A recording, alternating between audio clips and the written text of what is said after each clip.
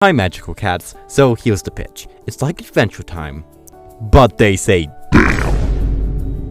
No, not that one. Or, I guess that's the same creator. Okay, you're just stretching it out at this point. Fionna and Cake is the latest and greatest spin-off of the Cartoon Network too soon to say classic, too old to say modern series Adventure Time. And if you haven't seen it at all, or at least not a substantial amount, don't watch this. That's my whole review. Goodbye. But for those who have seen it, you may recognize Fionna and Cake from the OG series Gender Swapped episodes, which if you don't remember those, good, excellent, alright, fun, and weird.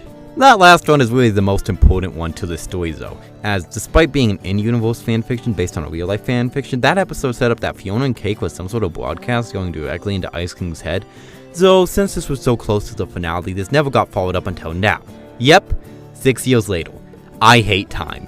So yeah, I've been looking forward to this one for 2 years now, for so many reasons. It was set to follow up a loose end from the original series, it was to heavily feature Simon, a character whose arc was one of the series' best. The series was apparently for adults now, so I was very intrigued into seeing how all that was incorporated into this franchise, and when that first teaser dropped, I screamed.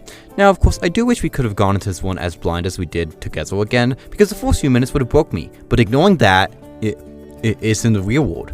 With cozy vibes, workplace problems, and a grumpy cat.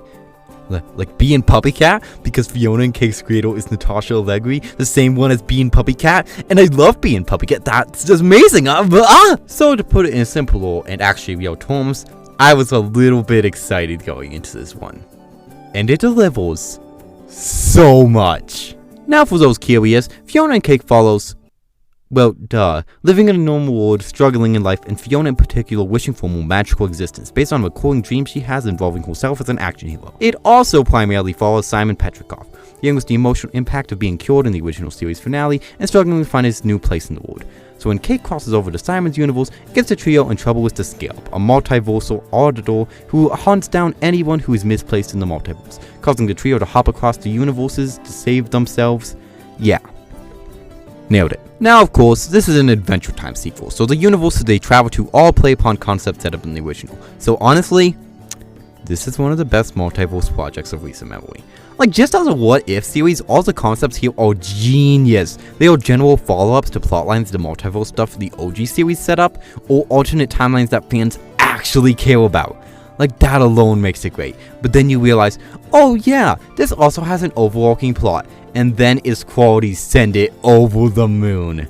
Fionna, Cake, and Simon are perfect protagonists for this show, no question about it. Fionna manages to give off some of that great energy Finn had during the first few seasons while also being a wholly unique and relatable character. She's struggling, feeling trapped in her life, under constant pressure from money troubles, and just wishing for an escape from her day-to-day existence. This makes Simon a perfect companion for this adventure, as he too is struggling. He was finally cured from the madness he was suffering from. He knows who he is, but he lost his love, and he doesn't recognize the world he now resides in. Both Fionna and him are struggling from the same issue, just from different places, so to see them slowly grow to understand each other and themselves as the season goes on is great. Just saying, Simon's arc in the original was the best storyline they did, and it continues to be as captivating as it always was. And Cake is a cat! Listen, every great trio is comprised of an idiot, and the biggest idiot, so her inclusion here was appreciated. Kiss each other! Don't think it hasn't occurred to me. And every other character here is a nice addition as well. Gary, Prince, and Marshall Lee are clever adaptations of PB and Marceline from the original series. There was a more wholesome arc going on here.